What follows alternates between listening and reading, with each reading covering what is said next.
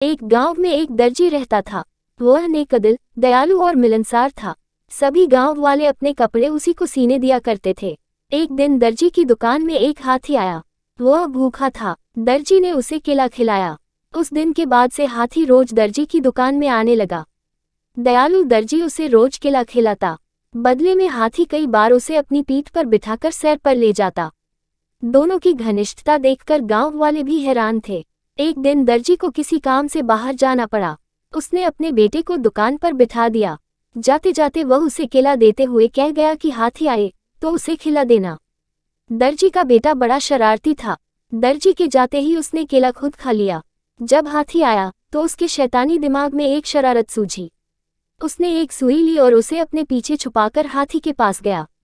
हाथी ने समझा कि वह केला देने के लिए आया है, इसलिए अपनी सूंड आगे बढ़ा दी। उसके सूंड बढ़ाते ही दर्जी के बेटे ने उसे सुई चुभो दी। हाथी दर्द से बिलबिला उठा। ये देखकर दर्जी के लड़के को बड़ा मजा आया और वह ताली बजाकर खुश होने लगा। दर्द से बिलबिलाता हाथी गांव की नदी की ओर भागा। वहां जाकर उसने अपनी सूंड पानी में डाल दी। कुछ देर नदी के शीतल जल में रहकर उसे राहत महसूस हुई। उसे दर्जी के लड़के पर बड़ा गुस्सा आ रहा था। उसने उसे सबक सिखाने की ठानी और अपनी सूंड में कीचड़ भरकर दर्जी की दुकान की तरफ बढ़ा। दर्जी के लड़के ने जब फिर से हाथी को आते देखा तो सुई लेकर बाहर आ गया। वह हाथी के पास आते ही उसे सुई चुभाने के लिए आगे बढ़ा, मगर हाथी ने सूंड में भरा सारा कीचड़ उस पर उड़ेल दिया। लड़का दुकान के दरवाजे के सामने खड़ा था। वह ऊपर से नीचे तक कीचड़ से लथपथ हो गया। दुकान के अंदर भी छिटक गया और लोगों द्वारा दिए गए कपड़े भी गंदे हो गए। उसी समय दर्जी भी अपना काम निपटाकर दुकान वापस आया। वहां की ये हालत देखकर उसे कुछ समझ नहीं आया।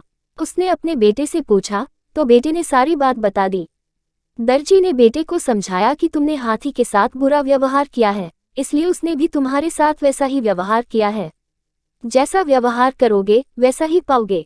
आज के बाद किसी के साथ बुरा मत करना। फिर दर्जी ने हाथी के पास जाकर उसकी पीठ सहलाए और उसे केला खिलाया।